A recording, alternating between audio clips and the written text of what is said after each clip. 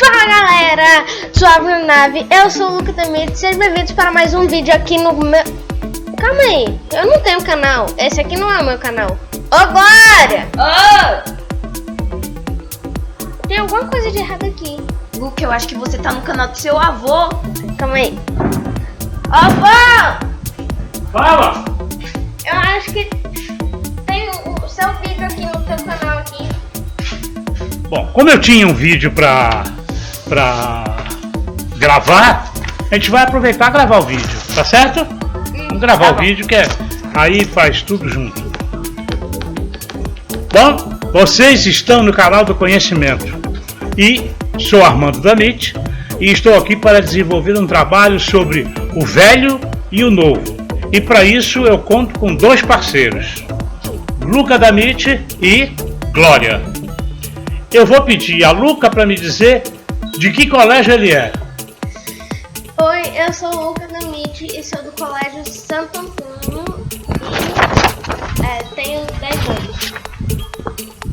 Oi, meu nome é Ana Glória, sou do Maria Quitéria, sou do 8º ano e tenho 13 anos. Olha só, é gente pesada, viu? É gente pesada hoje.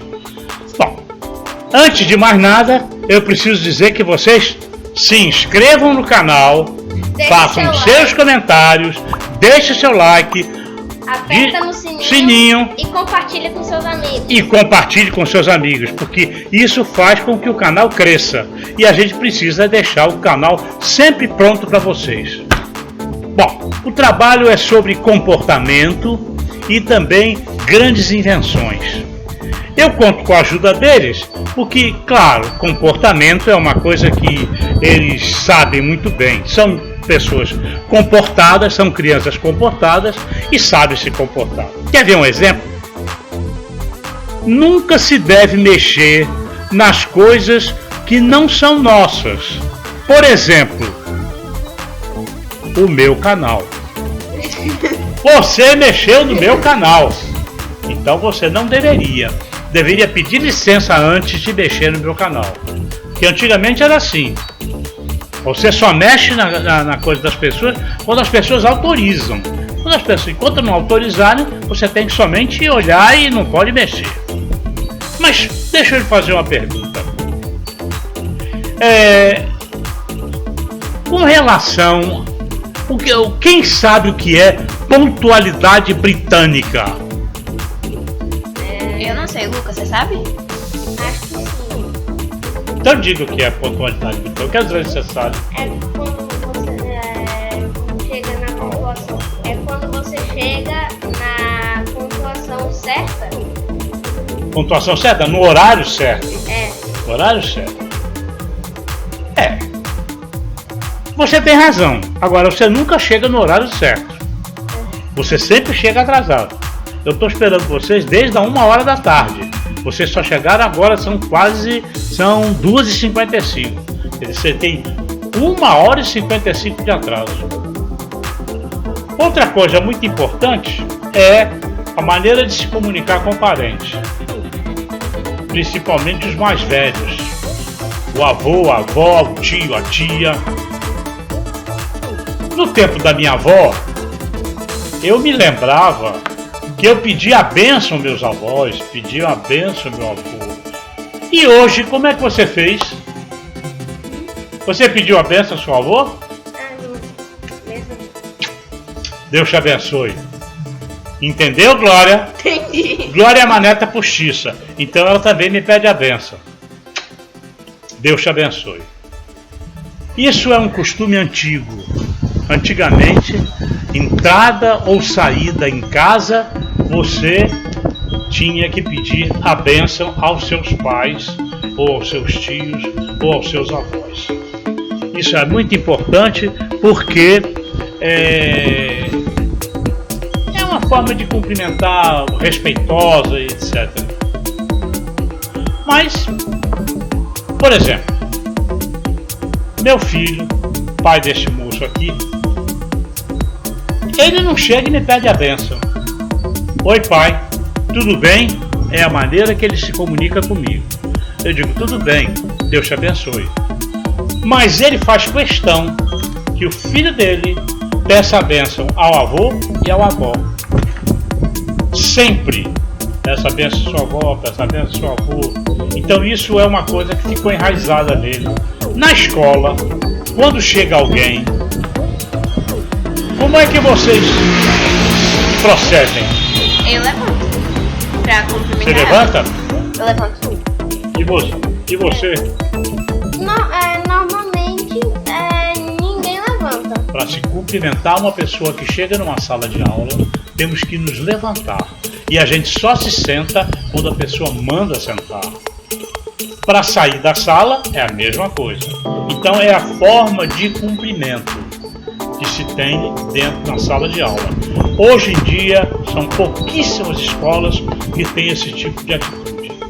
Eu acho que seria muito importante que as escolas adotassem isso, porque o aluno fica mais sociabiliza mais social em relação. Ele é uma forma de. É uma educação. É a educação do aluno. Eu quero saber o seguinte: como é que você se senta à mesa, a roupa que você veste para ir para a mesa? Eu também. Mas você já sentou sem camisa? Não. Nunca? Pois é.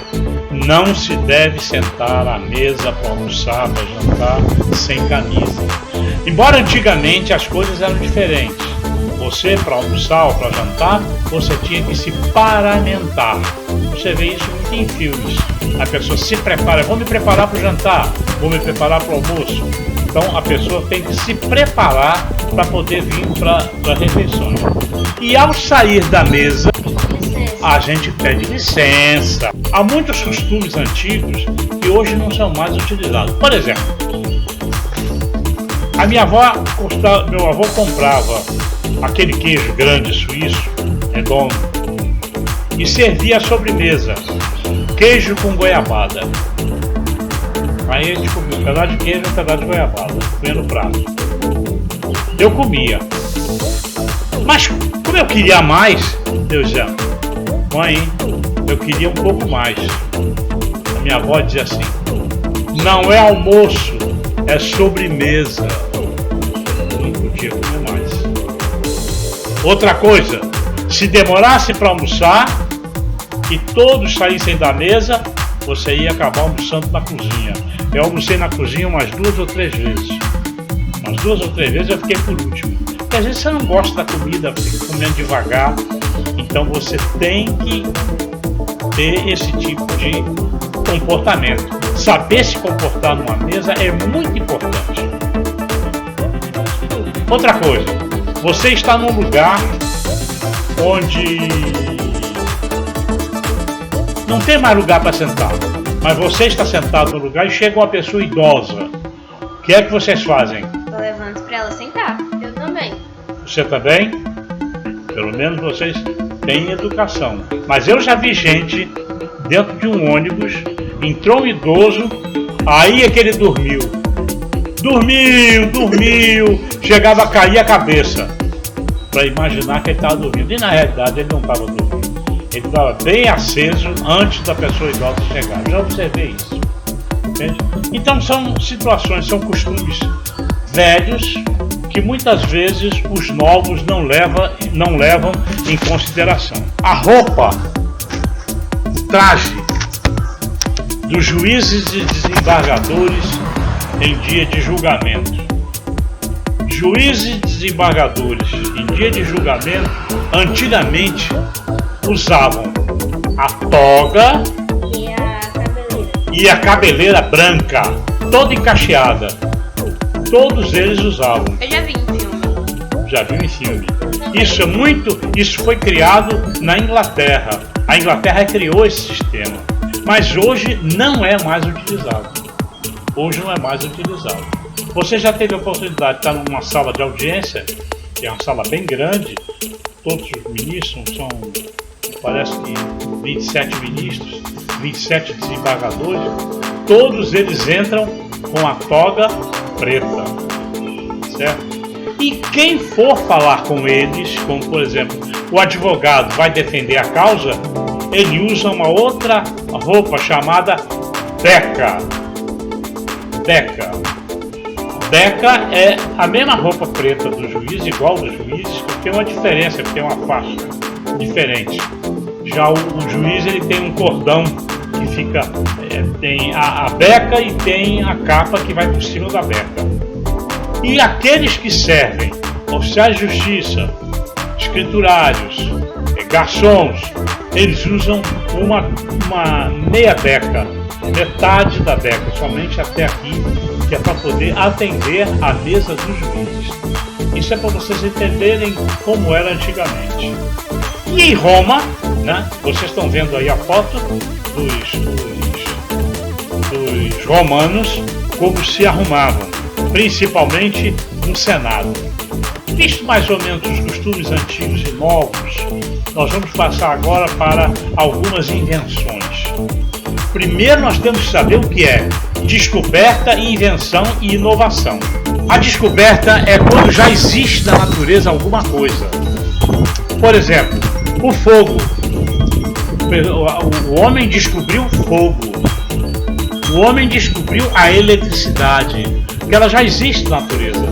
O fogo, você batendo duas pedras uma na outra, você faz a centelha e acende o graveto. Se você fizer a fricção de duas madeiras, você também cria o fogo. Se você acompanhar as tempestades, o raio que desce do choque de nuvens, o relâmpago, é eletricidade. Ali são 500 mil volts. Já existe. Ninguém criou aquilo ali. Ninguém criou homem, pessoa humana. Claro que provavelmente o ser superior criou, ao criar o mundo, fez essa coisa. Mas uma das invenções também que ajudaram muito o mundo foi o barco. O barco é uma invenção interessante, porque o barco ele sofreu várias inovações. A descoberta está na natureza. O invento é quando você pega alguma coisa da própria natureza e cria. E depois a inovação quando você melhora para a sociedade. Exemplo, barco. Quem é que pode me dar o primeiro exemplo de barco? Eu. Diga. É pra falar o nome ou como montou o barco? Você que diz. Eu vou falar como é que montou. Sim. Eu vou falar o nome. Você cortava uma árvore. Sim. Você cavava dentro da árvore. Sim. Aí você entrava no barco e andava na árvore. Sim. Então você fez o quê? Que tipo de objeto é esse? É uma canoa, certo? Uma canoa é extremamente importante. Quem é que usava as canoas? Os índios. Foram os índios que começaram a usar primeiro as canoas. Depois vieram os romanos, melhoraram as canoas, colocaram velas, vocês estão vendo a foto, e colocaram também remos. Você puxava com o remo, né? Puxava com o remo e quando você puxava a água para trás, o barco ia para frente. Puxava para trás, o barco ia para frente. E assim os romanos desenvolveram, inovaram o barco, criaram o barco. E serviu para transportar mercadoria, para transportar pessoas, para guerras. Uma série de coisas. Então foi uma descoberta importante para a humanidade. Depois do barco, começaram a haver as inovações. Uma delas foi a lancha. A lancha é um barco a motor. Botou o motor, uma hélice, ele vai embora. Agora tem um outro também que ajudou a descobrir o nosso país. Que foram as caravelas. Foram muito importantes no século XV e século XVII. Essas caravelas que vocês estão vendo aí também na tela. As caravelas tinham um número maior de velas. Okay? Então era movidas praticamente pelo vento, mas como segurança tinham possibilidade de ter remos, mas na realidade era puxado pelo vento. O vento é que desenvolvia, tanto que quando havia calmaria era um problema, porque ele ficava à deriva, ele não tinha destino. Calmaria é quando não há vento, não tem vento nenhum. Tendo vento, ele vai embora e você tem que dirigir a vela para onde você quiser. Então você tem isso, e hoje em dia nós temos uma inovação fantástica, que é o transatlântico. Quantas pessoas vocês acham que carregam o transatlântico? Sei. Eu acho que umas 1.000, sei lá. 5.000 a 7.000 pessoas pode carregar um transatlântico. Primeira classe, segunda classe, terceira classe. Piscina. Piscina. 2, 3 piscinas. Shows. Teatro. Salão de festas. Restaurante. Restaurante primeira, segunda, terceira classe. Então, tudo que você tem cá fora na sociedade, você também tem dentro do transatlântico. Que legal. Aí é que você vê, vamos fazer um cruzeiro. Vai fazer o cruzeiro um transatlântico. Certo? Bom, vamos ver agora, além do transatlântico, foi que nós tivemos mais.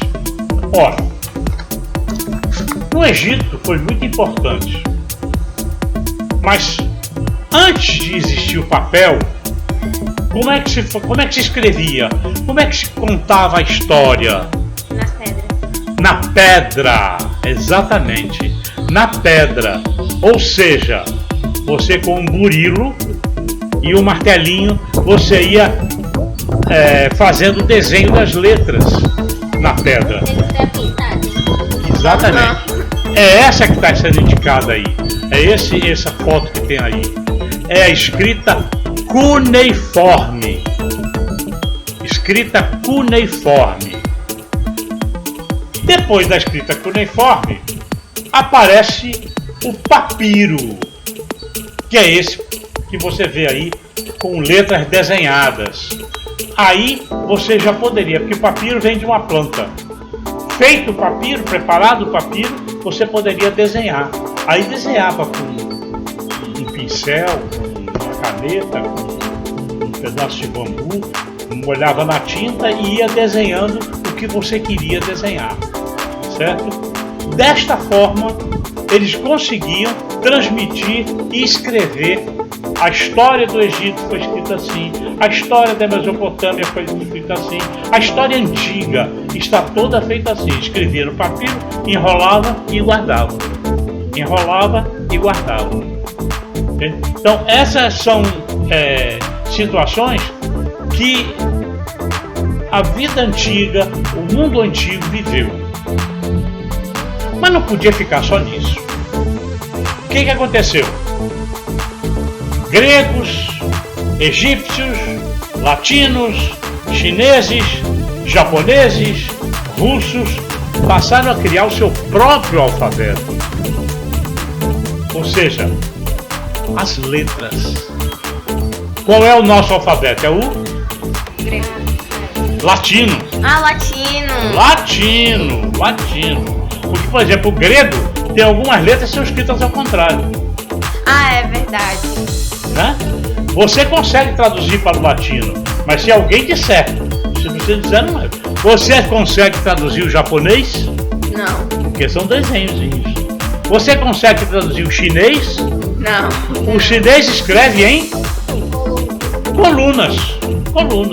Você não consegue, você não sabe como é que o chinês vai escrever. Ora, mas assim mesmo, no ano 1004, os chineses criaram uma coisa chamada tipos móveis de impressão. Não existia prensa, mas ele criou tipos móveis para impressão. Aqueles desenhozinhos, todos que podiam se movimentar, girar de um lado para o outro, ele podia movimentar aqueles coisinhos. Então, o que aconteceu é que você poderia modificar a letra, mas Gutenberg, este moço que aí está, descobriu a prensa. Ele fez a prensa, que era uma placa com um parafuso no centro, girava e ele imprimia em cima de tipos móveis. Eram letras, a mesma coisa que a China fez. E imprensava a folha. E aí saía escrito. Com isso ele conseguiu imprimir um livro. O primeiro livro impresso, qual foi? A Bíblia. A Bíblia. E qual é o livro mais lido no mundo? A Bíblia. A Bíblia. Se não fosse a imprensa, não tínhamos como ler a Bíblia. Então, Gutenberg, com a imprensa, levou o conhecimento a várias partes do mundo. Não só começaram a imprimir a Bíblia, como muitos outros livros. Hoje você tem máquinas rapidíssimas. Então, aqueles tipos que Gutenberg criou se transformaram em tipografias. Eram os tipógrafos.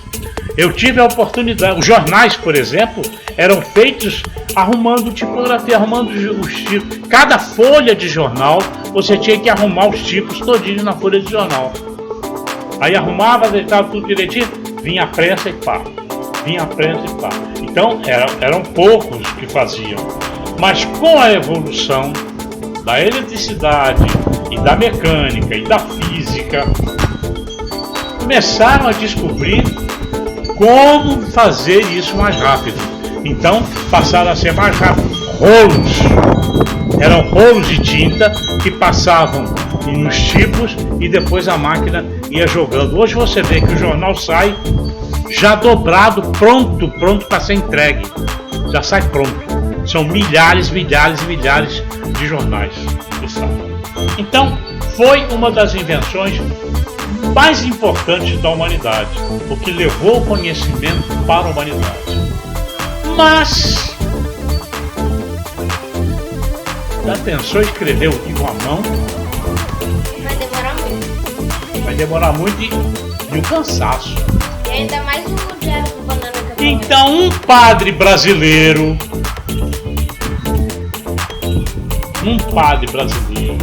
que não é reconhecido no mundo, descobriu o quê? A máquina de escrever. Ele fez a máquina de escrever, ele inventou a máquina de escrever. Se você vê a máquina de escrever, ela tem os tipos. Os tipozinhos. O tipo vem, bate na fita e imprime no papel. A fita passa na frente, ela bate e o papel vai rolando à medida que a linha vai sendo. Então ela corre nesse sentido e nesse sentido. É a máquina de escrever. Antigamente era muito importante você fazer curso de datilografia. Todas as pessoas eram ávidas em fazer. Existiam cursos de datilografia. Hoje mais não. Mas quem tem datilografia, eu tive a oportunidade de fazer o curso, tem a oportunidade de digitar mais rapidamente no computador. O que você utiliza as letras do computador são as mesmas que tem na máquina de escrever, a mesma ordem que tem hoje no computador. Depois dos computadores, depois da máquina de escrever, vieram o que? Os computadores. O maior computador, o primeiro computador que chegou ao Brasil, ele ocupava 4 andares. Foi no Banco Nacional de Minas Gerais. Ele ocupava 4 andares. Era maior do que isso aqui. Aqui tem 40 metros quadrados. Era maior que isso aqui. Era um andar, 4 andares. Cheio de móveis, um monte de fitas, rolos de fita rodando. Hoje, o computador É isso que você vê. Tem um aqui da nossa frente, que é o chamado laptop. Também tem o PC. Tem o PC, que é o PC aquele maiorzinho que você trabalha com ele. Então hoje são os computadores pessoais. É uma evolução da escrita também? É uma evolução da escrita. Hoje você tudo que você escreve por computador. Mas para que tudo isso acontecesse, nós precisávamos ter uma companheira, a eletricidade. Se não tiver eletricidade, o computador não funciona, a luz não acende, nada. Então a eletricidade foi fundamental para o desenvolvimento da humanidade também. Tales de Mileto foi quem primeiro descobriu, esse rapaz que está aí, Tales de Mileto, ele foi o primeiro que descobriu a eletricidade. Eu acho que ele ficou sentado na varanda da casa dele, ou no jardim, ou na praça, e ficou olhando para o céu. E o céu foi escurecendo. E a coisa foi ficando preta. E a coisa foi escurecendo. Até que caiu um temporal. E ele percebeu que no meio das nuvens negras aparecia o quê? O relâmpago. E ele disse: isso aqui é energia. Isso é energia. Isso é eletricidade. Foi o que primeiro observou. E daí para frente começaram a estudar aquele fenômeno da natureza. Como é que a gente vai utilizar esse fenômeno da natureza? Então, desde a antiguidade, que eles conhecem a eletricidade, mas de uma forma diferente. Por exemplo, dor de cabeça e dor no joelho, como é que se curava?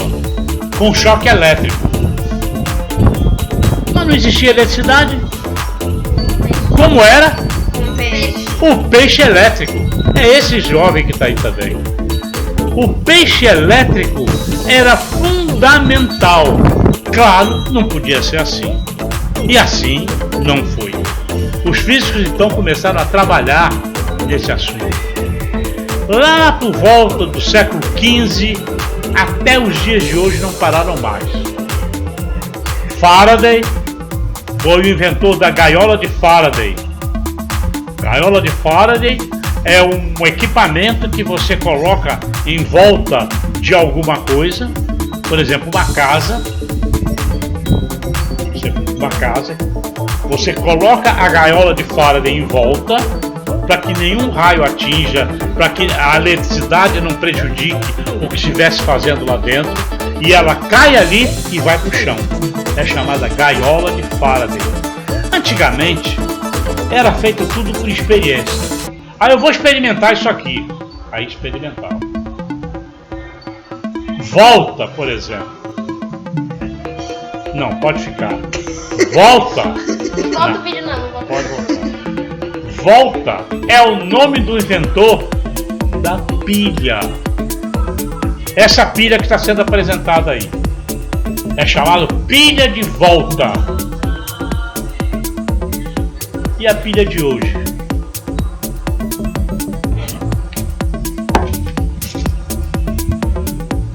Essa é a pilha de hoje.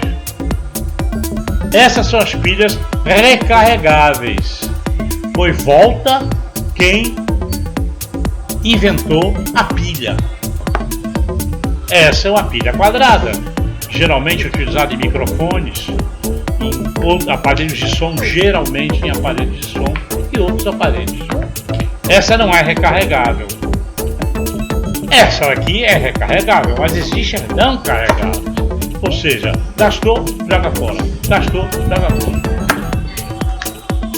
Sempre havia um interesse das pessoas fazerem as coisas para gastar menos dinheiro. Essa é uma. A pilha recarregável, você compra a pilha uma vez só. E aí, gastou, carrega. Gastou, carrega. Gastou, carrega. Pensei que essa era uma pilha normal, né? Hein? Pensei que essa era uma pilha sem ser recarregável. Não, essa é recarregável. Certo? Essa é recarregável. A outra pessoa que surgiu também como inventor, participou da coisa, foi o Galvani, observando o eletromagnetismo. Olha, quando você tem um ímã, você chega perto e puxa, não é verdade? Ele descobriu que quando você coloca a energia em alguma coisa, ela puxa a outra. Ou seja, ela sendo positiva, ela puxa o negativo. Ela atrai o negativo. Foi Galvani quem descobriu isso. Esse senhor que está aí simpático. E com isso ele criou a eletrólise, em que ele utiliza uma pilha voltaica em um metal e um ferro. Quando ele atravessa a eletricidade, ou seja, o eletromagnetismo, ele atrai o metal para o outro metal. Então muitas vezes vocês têm pés de mesa ou cadeiras que são na cor metálica, são galvanizadas. Então o material é galvanizado.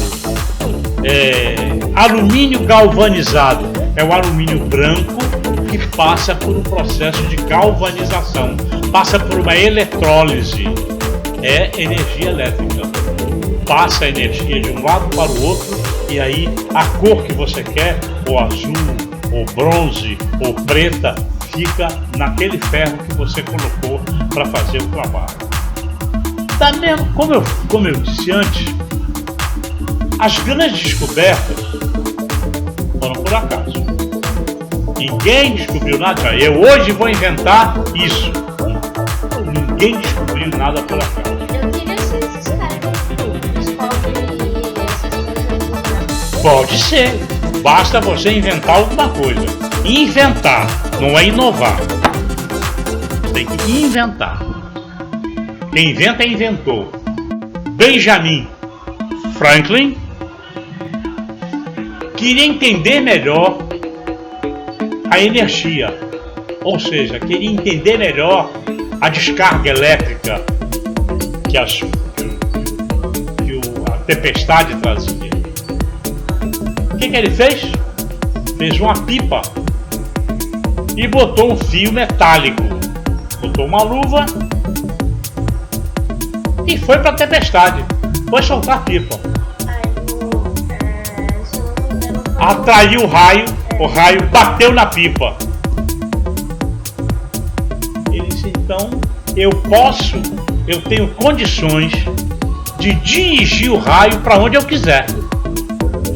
Se eu tiver um aparelho que capte o raio e jogue onde eu quiser. Ele não vai machucar ninguém, porque o raio queima, abre buraco, derruba a parede, derruba árvores. Também pode queimar. Quer ver uma coisa? Você está numa piscina, começa uma tempestade com raio, saia da piscina. Você vai atrair o raio para você. Se você está em campo aberto, está chovendo, tem raio, saia dali. Quantas pessoas morrem porque o raio atingiu no meio do campo? Animais são atingidos pelo raio. Boi, vaca, bezerro é atingido pelo raio. Queima, torra, fica todo torrado. Então, o que aconteceu foi isso. Ele conseguiu descobrir uma forma. Aí ele começou a elaborar um aparelho que captasse o raio. Provavelmente ele primeiro fez um tubo, botou uma ponta, espetou no chão e deixou ali. Começou a chover, o raio bateu em cima dele. Estava descoberto o quê? Para-raios. Foi uma descoberta fenomenal porque passou a proteger as construções, edifícios, avião tem para-raio.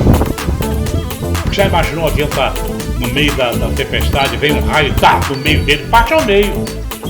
Parte o avião ao meio. Caiu o avião no chão. Ele tem um para-raio que joga de volta, vai embora, passa direto. Ele passa direto e solta. Então o para-raio é isso, ele é uma ponta de ferro, fica ali, uma ponta parece uma lança de ferro. Você está vendo o para-raios aí? Exatamente, uma ponta de ferro ligado a um fio. Esse fio, ele não fica encostado na parede, ele fica com uma série de separadores assim da parede, e esse fio vai descendo até o chão. No chão, então, ele descarrega toda aquela energia que ele está recebendo. Não é nada nada, são cerca de 500.000 volts, e desta forma os objetos ficam protegidos.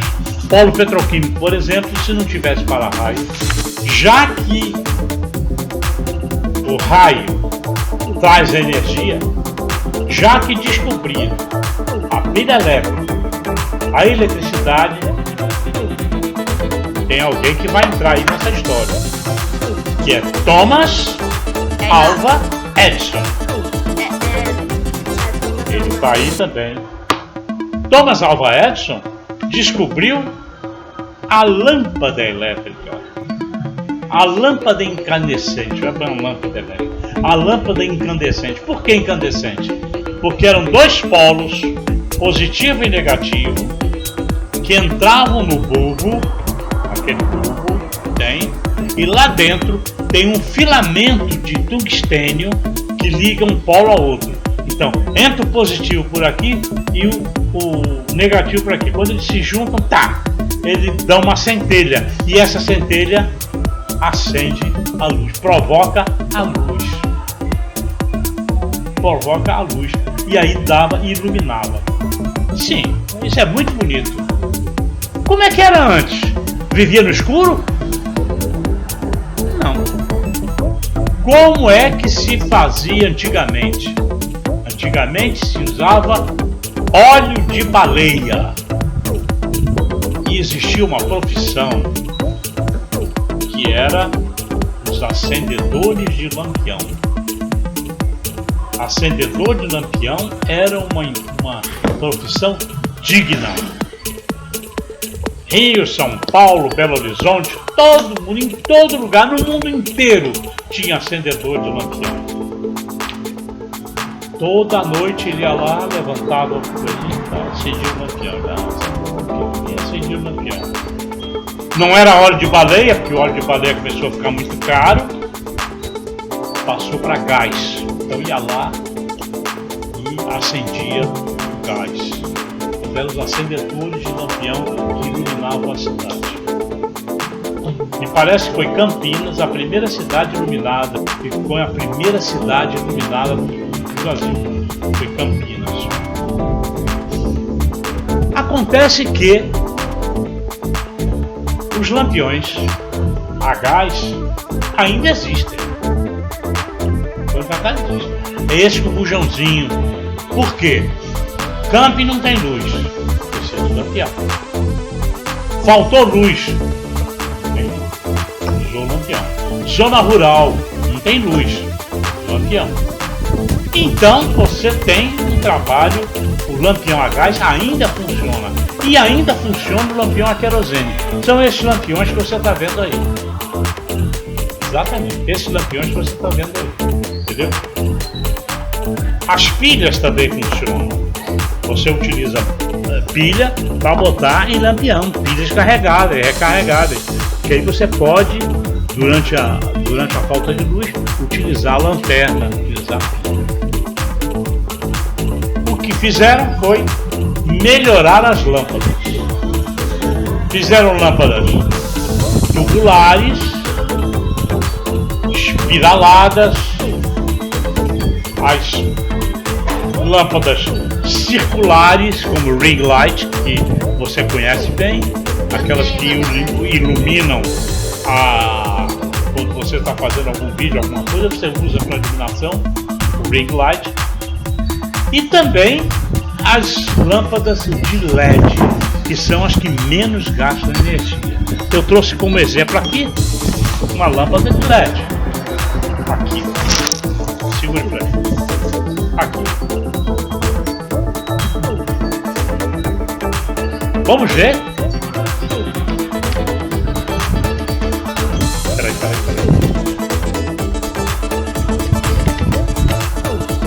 Essa é uma lâmpada de LED. Certo? É uma lâmpada de LED. E aqui, liga a outra. Aí vai.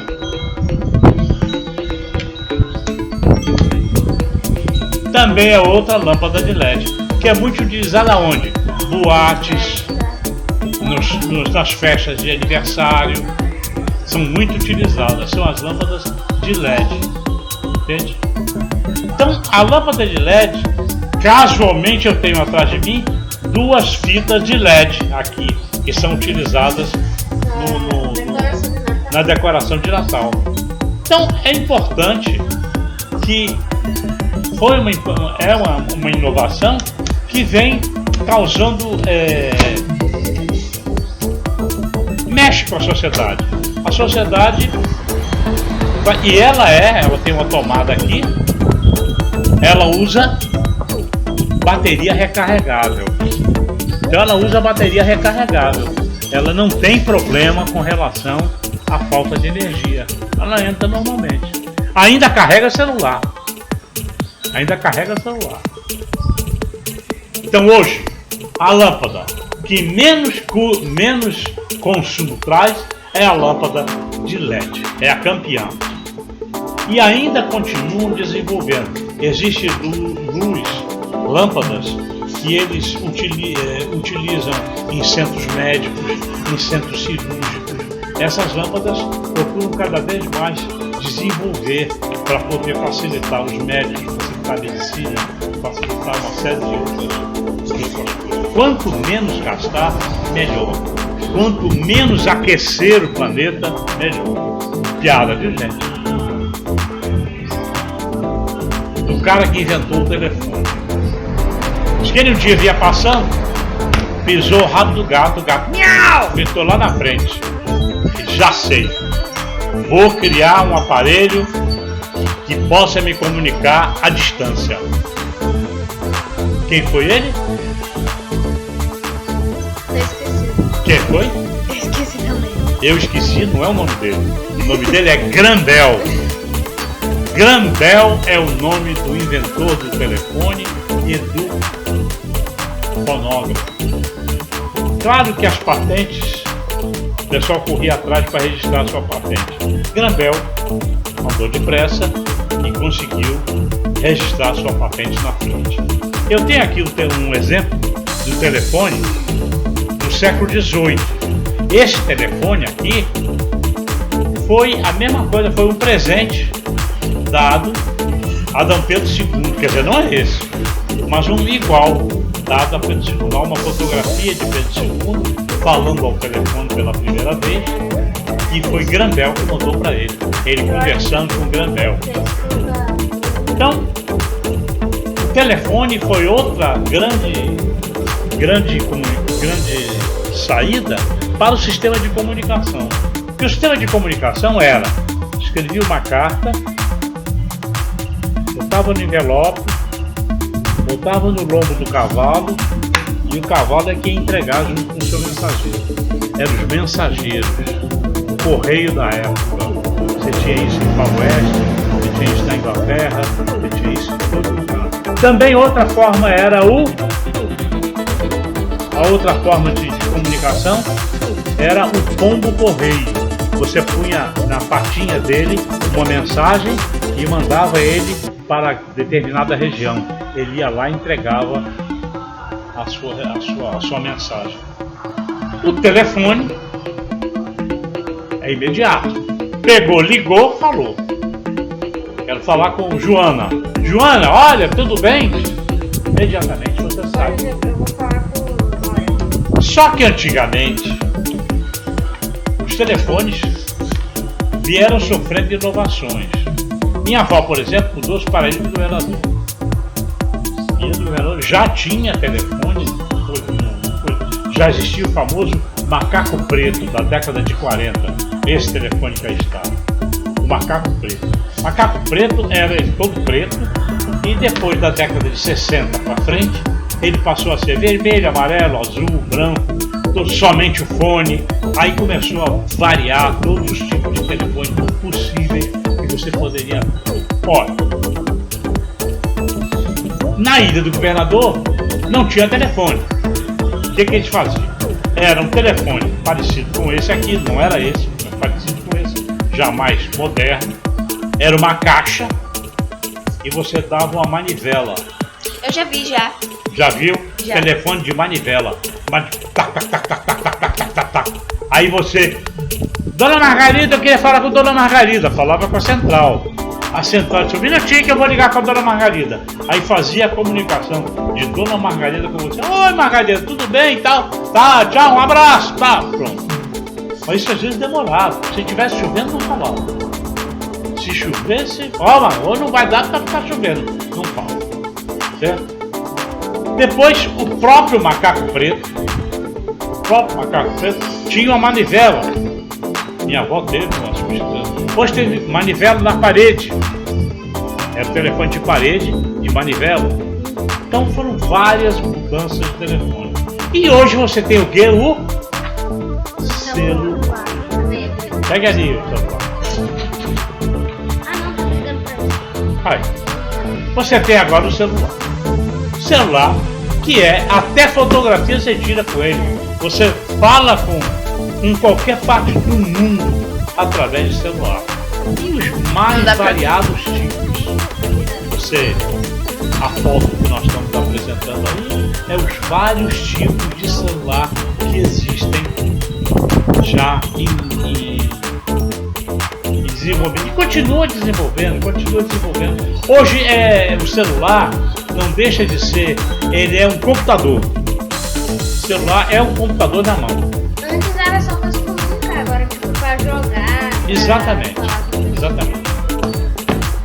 Agora, o cinematógrafo também é atribuído a Grandel porque da manivela. Na realidade, os inventores todos se comunicavam entre si. Quem registrou a patente do fonógrafo foram os irmãos Lumière. Que são considerados os pais do cinema. Esses dois jovens que estão aí. E o fonógrafo fazia o quê? Cinema. Passagem de quadros, né? Passagem dos quadros. Você gravava tudo e depois você passava no cinema. O cinema hoje não é mais de manivela.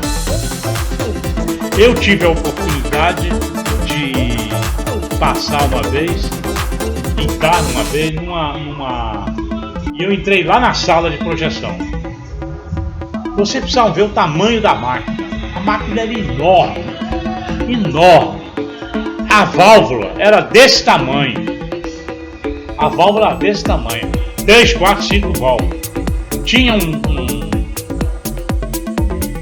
cone prateado e no centro tinha um foco. Quando ligava a máquina, a luz atravessava aquele foco e brilhava. Você não conseguia nem olhar. É o que iluminava a lente. Hoje não é nada disso. Hoje é digital. Hoje é eletrônico. Essas máquinas não existem mais. Essas máquinas hoje são passado. Nada mais disso existe. E olha, tem muito tempo não, viu? 50 anos atrás. Tem muito tempo. Mas vamos caminhando para o encerramento do vídeo. Nós vamos falar agora de uma coisa muito triste. Salitre, potássio, carvão e enxofre.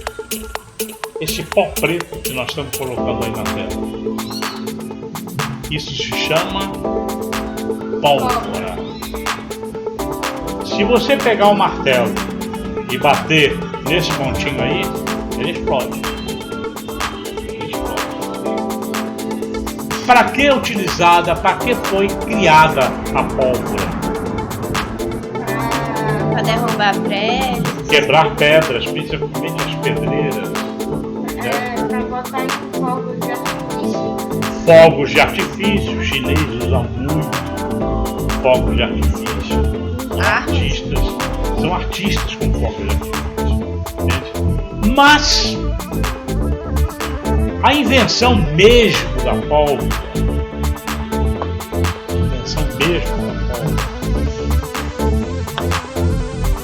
está nas armas de fogo, canhões, fuzis, pistolas, metralhadoras e tudo quanto é arma de fogo. Você vê hoje assalto a banco, utiliza o quê? Pólvora. Explode, atinge casa, atinge carros. Então, na realidade, foi uma invenção que trouxe muita coisa. Por exemplo, você queria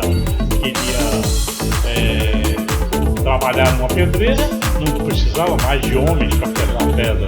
Você fazia um furo, botava a pólvora ali, explodia, acabou, quebrou a pedreira. Melhorou muito o trabalho do homem. Mas na hora que ele utiliza isso em armas de fogo, a segurança das pessoas fica comprometida. E é uma tristeza, porque atrás disso vem as guerras.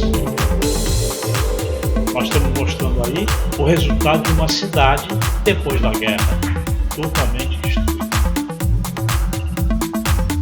E assim nós tivemos algumas descobertas. Lógico que faltam muitas, como o avião de Alberto Santos Dumont. Por exemplo, nós não falamos aqui que Leonardo da Vinci deixou uma quantidade enorme de esboços, de desenhos, o submarino, o helicóptero, os objetos voadores, foguete, todos desenhados. Agora, com uma característica. Ele foi um aluno dele que descobriu isso. Ele viu os desenhos, que loucura isso aqui, desenho louco isso aqui. Ele pegou o desenho e começou a ver o desenho. Ele não entendia nada do que estava escrito. Só que na frente dele tinha um espelho. Quando ele olhou, estava tudo escrito no espelho. Ou seja, ele escreveu ao contrário e você só conseguia descobrir as coisas colocando aquele desenho no espelho. Aí você tinha. Mas isso foi descoberto muito tempo depois. Leonardo da Vinci, o pintor. Então há uma série de